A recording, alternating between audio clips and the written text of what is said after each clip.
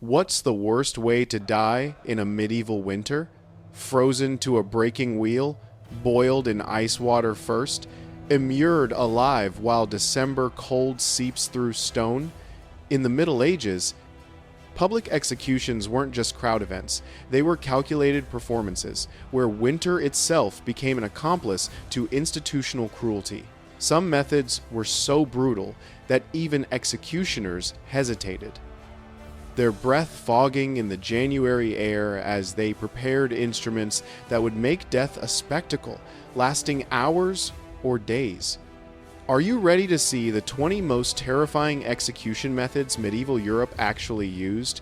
The truth about death back then is way worse than you think. And here's what your history books won't tell you.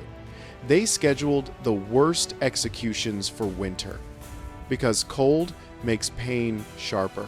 Because frozen crowds desperate for distraction pack tighter around scaffolds.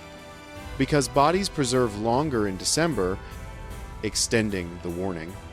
Because hypothermia adds another layer of torture to every method. Let's start with number 20, the breaking wheel. Some punishments aim for silence. The breaking wheel does the opposite. It creates a symphony of cracking bones that echoes across frozen town squares. When a town wakes early on a January morning to watch a body shattered, something changes forever. In Germany, France, and Eastern Europe during the 1400s, 1600s, judges called it the answer for murderers, thieves, and traitors the law once wiped from memory, but now written in ice and broken limbs.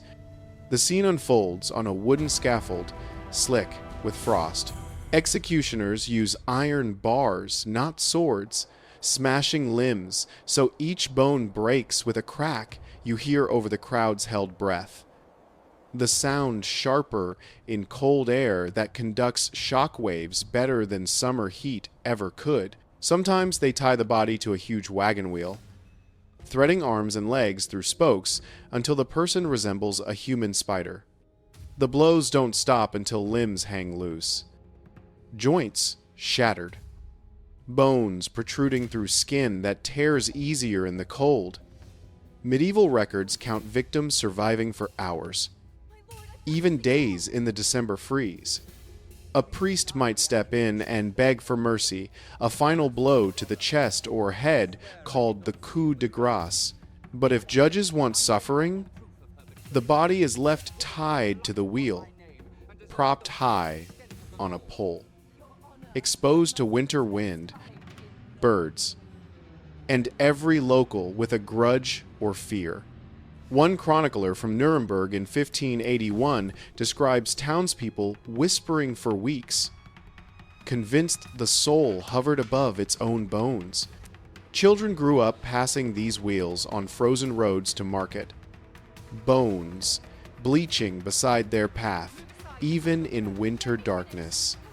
The fear lingered long after screams faded into January snow. But across the river, another fate waited, one that created forests of stakes and turned entire landscapes into frozen nightmares. Here comes number 19, Forest of Stakes. A single execution can terrify a city, but mass impalement in winter turns whole countries cold in more ways than one. Wallachia, December 1462. Vlad III orders 27,000 Ottoman prisoners impaled and displayed simultaneously. So Sultan Mehmed II's approaching army rides into what looks like a nightmare forest preserved by winter cold. That detail isn't legend. German pamphlets and Turkish chronicles both documented it. Impalement begins with a sharpened stake thick as an arm, sometimes greased, but in winter, executioners heated the grease first so it wouldn't freeze solid. The condemned, stripped naked in December temperatures, is forced down onto the point which enters through the lower body and emerges from chest, shoulder, or mouth. The goal: no vital organs hit immediately. So death comes slowly over days. Medieval scribes tell stories of victims lasting longest in winter because cold slowed blood loss. Keeping them conscious through agony summer heat would have ended faster.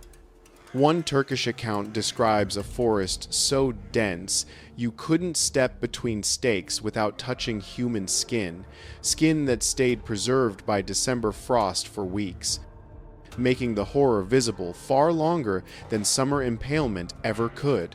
Locals refused to farm near the sites for years.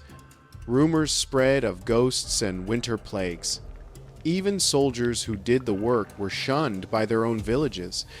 Vlad earned the nickname the Impaler, and his method outlived him. Later, rulers used mass winter impalement to control both enemies and their own people, timing executions for the coldest months when bodies would last longest as warnings. Few punishments make a survivor wish for any other fate. Yet even this cruelty can't compete with a death that takes the skin itself and leaves a warning nailed above courthouse doors that freeze solid by morning. Next is number 18, Flayed for display. Imagine the sentence: let the law wear the skin of the corrupt. Flaying alive is both execution and message. In medieval England, France, and Persia during the 13th, 15th centuries, corrupt judges, traitors, or rebel leaders were sometimes stripped literally of their protection. The process started with a knife and ended with skin nailed to a public wall where winter cold preserved it for months, where everyone could see what happened to those who abused power. Sources from 13th century England describe removal beginning at legs or back. Witnesses claimed executioners in London took special pride in their steady hand, working faster in winter before their own fingers went numb. Some were rumored to keep a piece of every victim as grim souvenir. William Deos, a real English official, becomes the center of one documented story. After his death in 1289, King Edward I supposedly ordered his skin nailed to the courtroom door as warning to all future judges. In Persia, the same fate greeted governors accused of treason. There, the victim's skin was sometimes stuffed with straw and hung from city gates. Travelers in the Middle Ages reported that winter-preserved skins and their stench kept cities on edge for months. Even generations later, children were told, "This is the door where justice wears its enemies." For the next condemned, the torment was slower, hotter, and watched by entire crowds seeking warmth from the spectacle itself. Let's move to number 17. Boiled alive. For anyone who thinks executions were always quick, boiling alive proves otherwise. England's King Henry VIII made boiling a legal punishment for poisoners in 1531, but medieval chronicles from France, Germany, and Russia all include winter boiling stories, and winter made it worse. The condemned was dropped into a giant cauldron. Sometimes oil, sometimes water, sometimes molten lead. In winter, executioners sometimes started with ice-cold liquid, lighting the fire underneath while everyone waited. The rising steam brought silence and temporary warmth to the frozen crowd. Pain built slowly, first scalding skin, then blistering flesh, then organs failing one by one. Records mention huge turnouts in winter. In England, Richard Roos was boiled alive in February 1531, with dozens of witnesses reporting the smell traveled 2 city blocks farther in cold air.